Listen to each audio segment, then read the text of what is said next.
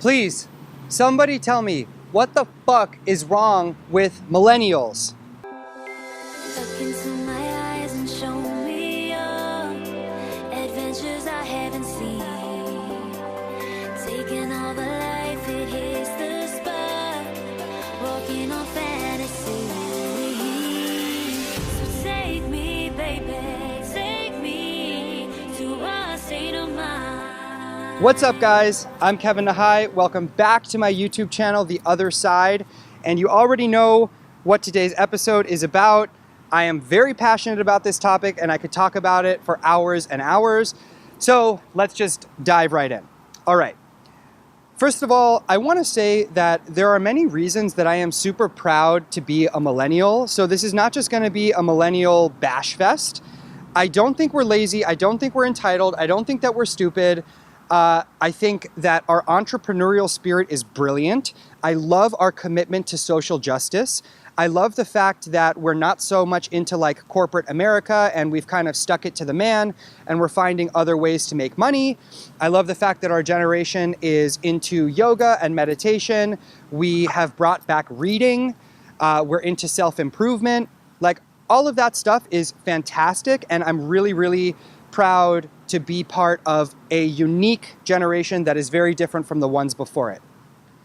But there is one thing about this generation that I absolutely hate and that makes me pretty ashamed to call myself a millennial. And that is the way that we date and the way that we view relationships. And the basic premise here is that for whatever reason, I don't know where this came from, and I don't know how we got here, but for whatever reason, millennials don't seem to see the value in long-term monogamous relationships the way that generations before us did. And I know that, you know, there are people who are watching this video who are in great, happy, fulfilled relationships, and they do believe in it, and they do see the value in it. And of course, I'm like that too, and there are always exceptions to the rule.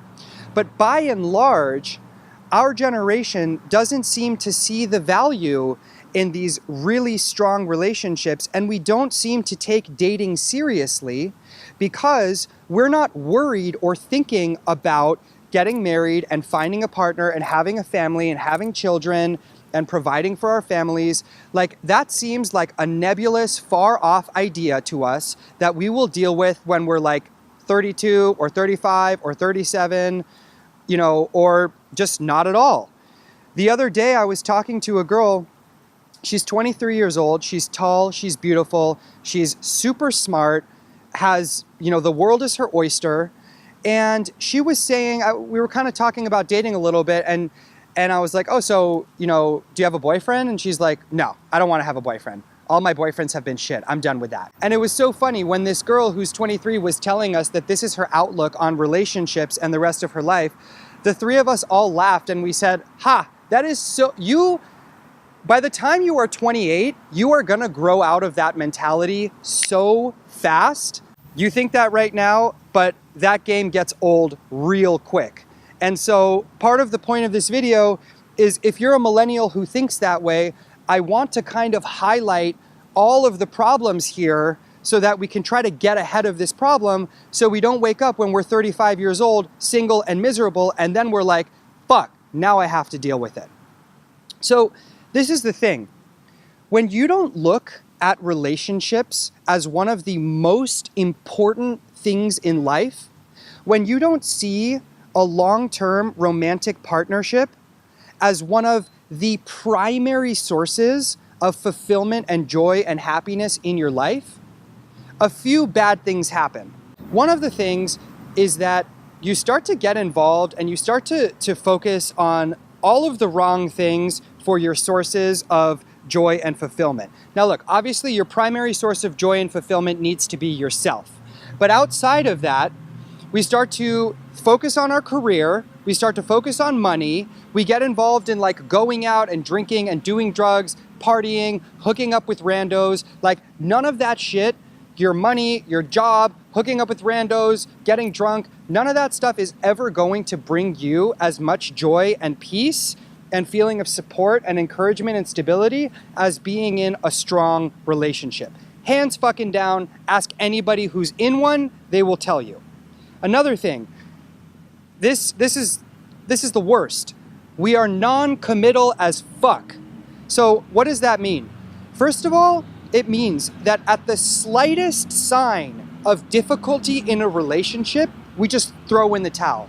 And I'm not even, you don't even have to be in a relationship. It's just that the first sign that you see that you don't feel like dealing with something or there's some kind of an issue, we're just like, I don't need this, I'm better than that. There's a line of people around the block who want to date me. I don't have to deal with it. Another part of being non-committal is that you want to have your cake and eat it too. You want to be talking to 3 dudes on Tinder, and you want to be sleeping with that person from your job, and you want to be going on 5 or 6 other dates with some other dude who's super invested in you, and you're going to be DMing with a 4th guy on Instagram. So you don't have to commit to anyone. So you don't have to make a dedication to growing and becoming closer and learning about someone and investing in them, giving a part of yourself. And that is the fastest way. I mean, how are you ever going to end up in a happy, stable relationship if you can't make a commitment? That is the fastest way to end up miserable and alone. I'm sorry to say it. And it's not only girls. Guys with their non-committal issues, as we all know, are even worse. How many examples do you know of people who they've been together for 3 years or whatever, the guy won't sack up and propose because he's afraid to make that commitment, and the girl is eventually like, fuck this, I don't feel like dealing with shit, and she's out. I don't know where that came from, but we need to cut that shit out.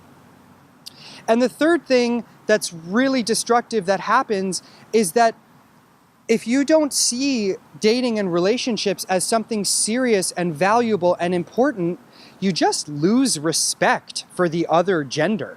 You just don't treat them with the type of kindness and dignity and manners and politeness as you would if you saw dating as important and serious and a vital part of your future. A perfect example is ghosting. Like, who invented the concept of ghosting? That you've just been dating somebody for 3 months, or hell, you've just been sleeping with them or whatever, and it doesn't work out, you're not into them anymore, sure, like that's perfectly fine, you're totally entitled to that, and you just ignore them, you just block their phone number, you just pretend like they don't exist anymore, you just ghost them. Who does that? How is that kind? How is that respectful? How is that polite? Millennials, with our intellect and our compassion and our curiosity for people and the world and self-improvement, have so much to give to each other. And we can have such happy, blissful, loving, lasting relationships if we just take it more seriously, and if we start to view relationships and dating as something that we need to work on. So, question is, how exactly do we do that? Well, I'm sorry to leave you on a cliffhanger, but the video will be way too long. So in my next video, which will be the follow-up to this one, I am going to tell you what I view as a successful, strong relationship, what that should look like. So please check that one out in a couple of days, and I will see you guys there.